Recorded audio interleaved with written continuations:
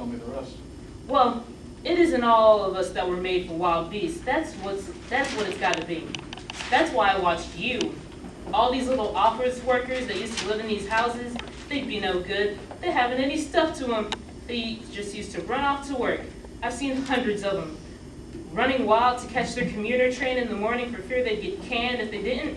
Running back at night afraid they won't be in time for dinner. Lives insured and a little invested in case of accidents. And on Sundays, worried about the hereafter. The Martians will be a godsend for those guys. Nice roomy cages, good food, careful breeding, no worries. After a week or so chasing about the fields on empty stomachs, they'll come and be glad to be caught. You've thought it all out, haven't you? You bet I have. And that isn't all. These Martians will make pets of some of them. Train them to do tricks. Who knows? Get sentimental over the pet boy who grew up and had to be killed.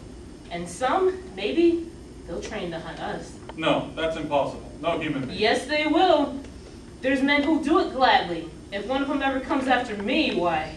In the meantime, you and I and others like us, where are we to live when the Martians own the Earth? I've got it all figured out. We'll live underground. I've been thinking about the sewers under New York. There are miles and miles of them. The main ones are big enough for anybody. Then there's cellars, vaults, underground storerooms, railway tunnels, subways. You begin to see, huh? And we'll get a bunch of strong men together. No weak ones. That rubbish out. And you meant me to go? Well, I gave you a chance, didn't I? We won't quarrel about that. Go on. And we've got to make safe places for us to stay in, see? And get all the books we can. Science books. That's where men like you come in, see? We'll raid the museums. We'll even spy on the Martians. It may not be so much we have to learn before. Just imagine this. 4 or 5 of their own fighting machines suddenly start up. Heat rays right and left, and not a Martian in them. Not a Martian in them, but men. Men who have learned the way how. It may even be in our time. Gee, imagine having one of them lovely things with its heat wave wide and free. We turn it on Martians, we turn it on men. We bring everybody down to their knees. That's your plan? You and me, and a few more of us, we've owned the world. I see. Say, what's the matter? Where are you going? Not to your world. Goodbye, stranger.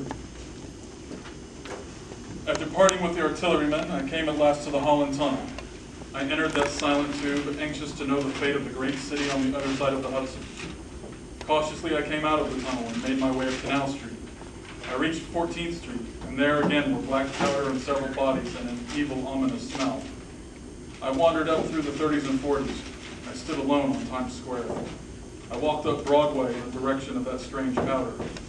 Near Columbus Circle, I noticed models of 1939 motor cars in the showrooms facing empty streets. From over the top of the General Motors building, I watched a flock of black birds circling in the sky. I hurried on.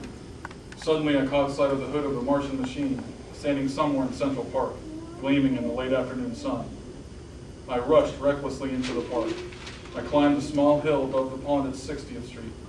From there, I could see, standing in a silent row along the mall, 19 of those great metal titans, their cowls empty, their great steel arms hanging listlessly by their sides. I looked in vain for the monsters that inhabit those machines. Suddenly, my eyes were attracted to the immense flock of black birds that hovered directly below me. They circled to the ground, and there, before my eyes, stark and silent, lay the Martians, with the hungry birds pecking and tearing brown shreds of flesh from their dead bodies. Later, when the bodies were examined in the laboratories, it was found that they were killed by the putrefactive and disease bacteria against which their systems were unprepared. Slain, after all man's defenses had failed, by the humblest thing that God in his wisdom put upon this earth.